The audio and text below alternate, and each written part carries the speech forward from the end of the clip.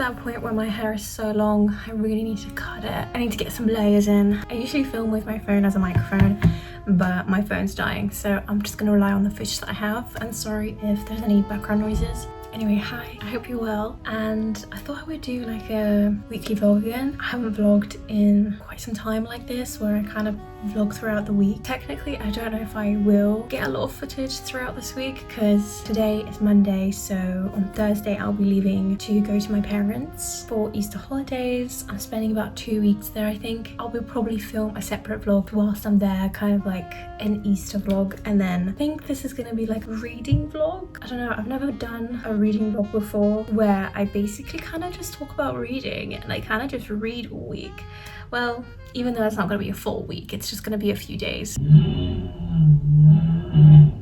I am probably also going to be like packing and doing other artsy things, because I am trying to get out of my funk, out of my burnt out phase. And I've actually got a couple of things to show, because I went out today, and even though I didn't film it, I did get 2 new pens. I'm hoping that it might focus. I essentially got these 2 pens, which are Hello Kitty themed. And then I thought I could get into the other things that I got, which aren't actually for me, they are for my giveaway. I thought it might be fun, I thought might encourage people to join, I don't know. So I got a pack of Hello Kitty sticky notes. I think they're sticky notes, unless they're like memo pads. No, I think they are all sticky notes. And then I got a set of pens to go with it. And this is just like an extra little gift that I'm gonna put into the giveaway.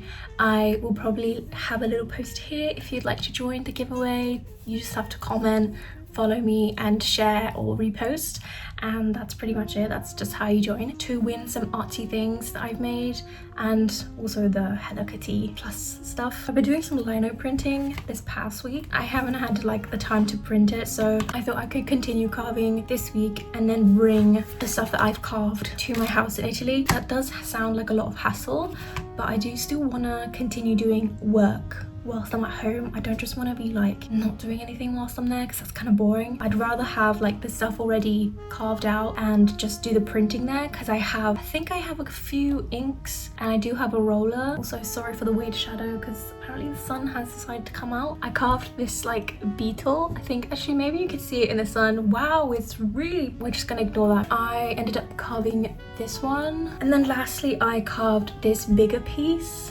They're all like nature-based, now that I look at it. Like, it's mostly plants. I like to carve plants a lot of the time because it just feels more organic. When I'm printing, I just enjoy it a lot more. So I've carved these prints, and then I have bought recently a new stack of like these rubber. They're not really good for lino printing, like I am aware of that. Like, it works for me, so I found like these reading blocks. I used to get these ones, which are I think better, but I couldn't find this one anymore. I couldn't find this like beigey color, so I had to go for green. And as you can tell, they are the perfect size. So I got those, so hopefully we'll get to some carving this week. I might have mentioned in my previous vlog that I've been reading this King of Sloth book, which is the King of series, book 4 by Anna Huang. I'm gonna give a quick review of this book and then mention the other one that I'm gonna be starting in this vlog. I don't even know where to start with this one. It's kind of a mixed bag for me. I feel like I really enjoyed it. I enjoyed the ending, and I enjoyed how the story progressed, and I don't really think I have anything bad to say about it. Like, I just feel like it was a good book. Like, there's nothing that like extraordinary like changed my life, you know. I feel like this sort of book, like, it's a billionaire romance. Like, I don't think I feel like there might be a bit of relatability to like what the characters are gonna go through emotionally, potentially. Like, there is quite a lot of talk about grief, struggles with like relationships and things like that, but I don't think this book is like super educational. I don't know. Well, maybe for some people I feel like it might be educational in a way that like how you navigate different situations and how people process different things. But the relationship aspect of it was really fun. I enjoyed reading it, enjoyed how the story progressed. I think I got a little bit bored by the end-ish, like when things were kind of getting to the point where Xavier was developing stuff. I don't want to give too many spoilers. Essentially, one of the main characters, one of the love interests, Xavier, he was just developing something of his own at the end, and I was just kind of like, not really interested. That might sound bad, but I really did enjoy this book, and I am definitely gonna go and give it a proper rating on my Goodreads. I'll leave a link to that down below. The book I'm going to be reading this week that I picked out of my jar last vlog, it's My Roommate is a Vampire, and again this is just like a cringy romance book between an artist who moves in to live with a vampire. And I think I also have this book on audio, so I think I'm gonna read it both audio and physical. But I think it's gonna be a pretty quick read. I don't know anything else about this book. I haven't read any reviews on it, but it has like a 3 point something. And I've read the other book of this author, My Vampire Plus One, and this one was really funny. This one was just fun. I liked it a lot, so I thought I'd give her other books a chance. And hopefully I'm gonna update on how the reading goes throughout the week.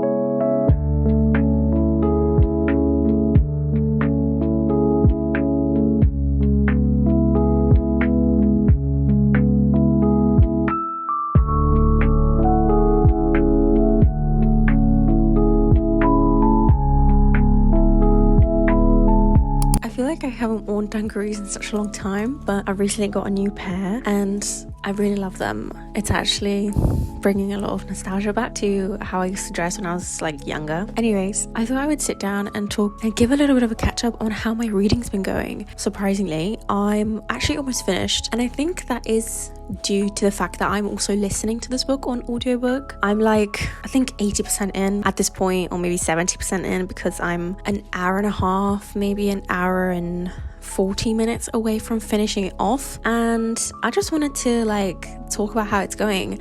I just had such high hopes for this book. Don't get me wrong, I'm actually enjoying it quite a lot. Also, I am gonna be talking about spoilers, so just like a pre-warning. So where do I even start? I mean, okay, so this book started off kind of okay-ish. Like, I was kind of excited because I was like, oh, I don't really read a lot about characters who are artists or living as artists, and this character, she is, I believe, in her like late 20s or early 30s or something, living as like an artist, art teacher, and like she's an artist. She's like a mixed media artist as well, which is something that I can relate to, because even though I do a lot of like drawings mainly and illustrations for my art, I do think I'm quite multifaceted. Like, I love doing stationery, I love journaling, and like I do love to dab a little bit with mixed media and collaging, doing like things with trash, which is like what she does. Is like she works with, I think, paints and trash, like she combines them together into making like pieces of art, and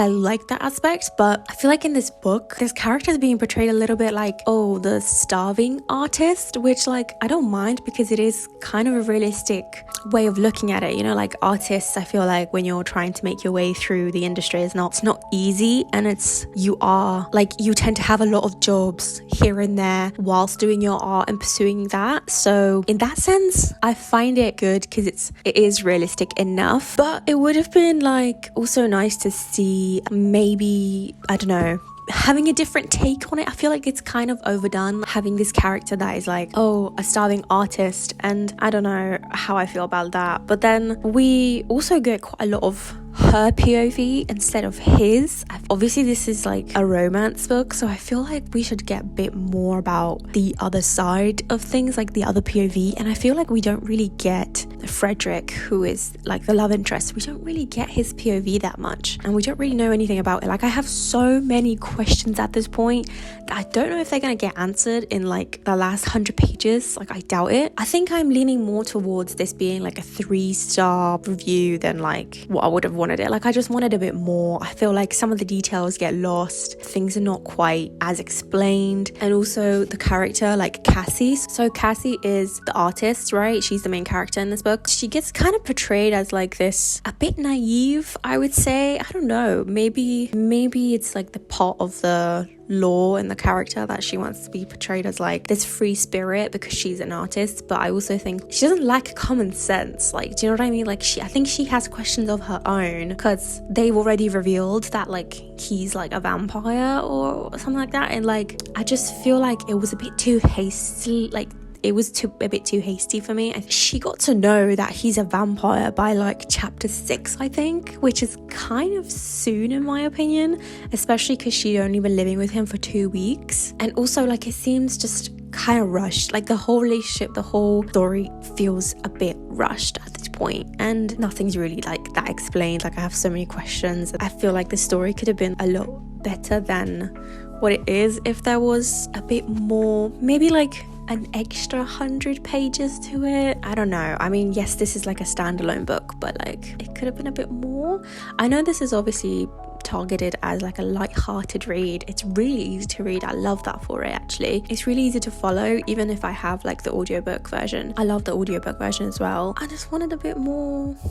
I'm just a bit like, disappointed, but not really. I am still really intrigued as to how it went, and I'll definitely finish it. I'm not gonna DNF it, I'm not gonna just put it back on the shelf and just not read it just because I'm not happy with the details or anything like that. There's not enough details for me. I think it might also be the fact that I've read just before this, I read King of Sloth, obviously, so I feel like that story had so many details to it that I think I kind of stepped away into this book thinking, being still in that mindset, being still wrapped up in that world, and I felt like this one is not as detailed, obviously, because it's a different writing style, but I don't know, I guess I was just subconsciously still expecting it. But I do still prefer the other vampire book by this author that I read, the My Vampire Plus one, because I read that one before I read this one. And this one is technically the first one that she came out with, I believe, in the series. So some of the scenes in this book kind of feel out of place almost. I feel like Frederick is an established character and I like that, but also we don't really get to see what he does throughout the day. We just see him being infatuated with her, but I'm also the way that he was put in a coma was kind of weird. It would have made more sense for him, for Reginald, his friend, obviously, to be more to be involved in the coma aspect, as in I don't know, it just didn't make sense to me. If Frederick was put in a coma for 100 years, I feel it would make more sense for him to be, I don't know, stabbed in the chest with a magic sword or something that puts him to rest. Do you know what I mean? By a vampire hunter, or somebody, I don't know, somebody who had a vendetta against him, and that would have made more sense to me, at least. I don't know, maybe this author wanted to be kind of original and not copy from the usual vampire lore that there is already on social medias and films and stuff. Because I've watched Vampire Diaries and the originals, it would just make more sense for Frederick to have been put to sleep or in a coma in a different way than what this author had described, because it also doesn't make sense for him to just randomly wake up and still be friends with the person who has put him in that position in the first place. Frederick doesn't hate Reginald enough. I feel this is such an inconvenience for him to have to rejoin society. He would be running to go and kill Reginald. That's a valid reason, but he's not. He's friends with him and stuff, and also the way that they revealed that he's a vampire to Cassie was also really strange. If a month had gone by where they were living together and she didn't know, I feel that would have made more sense, because then randomly she went to stay at her friend's house, and then her friend didn't really question it, or questioned it a little bit, but not really. After 2 days she then went back to living with him, and also she's not told anyone. That's not also being discussed. Why would she not tell anyone, especially her best friend? I feel that's a bit weird that they haven't, Cassie and Frederick have not discussed the fact that she's not technically allowed to say anything. Again, I get that this is set in the modern world, so maybe she would already know not to say anything, but I don't know, it feels a little bit Stockholm syndrome-ish, if that makes sense. I didn't really appreciate how the random scenes that are in it, they went shopping together randomly, and that whole scene was just, I don't know, it just didn't make sense for me to be there. I liked the scene where they were watching the show together and then talking about her art and her sketchbook and things like that, and I do really like the fact that they have little moments where she snaps at him, or they have a little bit of an argument, they bicker a little bit. I do find that realistic enough, so that's good. I don't know, I just feel they don't really know enough about each other. It's just very surface level right now, and I feel it's being rushed towards this big thing, and I don't know if I enjoy that personally in a story. I also didn't really appreciate the fact that she mentions social media. She talks about Instagram and TikTok, and that's a whole segment about Instagram, and I'm just a bit I'm not a big fan when books do that. When it's okay to mention phones and whatever if it's set in the modern world, but going into detail about Instagram and TikTok, it just puts me off a little bit. That's just a personal opinion. I mean, some people might not care about that. Anyway, yeah, so I have about an hour and a half left of this book, and I might give a review when I finish it, or I might not. I don't know, because today is the last day we're actually here, so I have a lot to do. I just got ready to go to town to like run a couple of errands before we leave, and I still need to pack. I still need to do the check-in, have to just like take a shower and like do all of that stuff before we go tonight, because we don't have that much left. So I don't know how much more I'm gonna film, but I also don't know how much time I'll have to actually catch up again. I am probably gonna finish this book today though. Happy April Fool's Day, by the way. I'll try my best to do one final catch up on my overall thoughts to the book. I will see you later.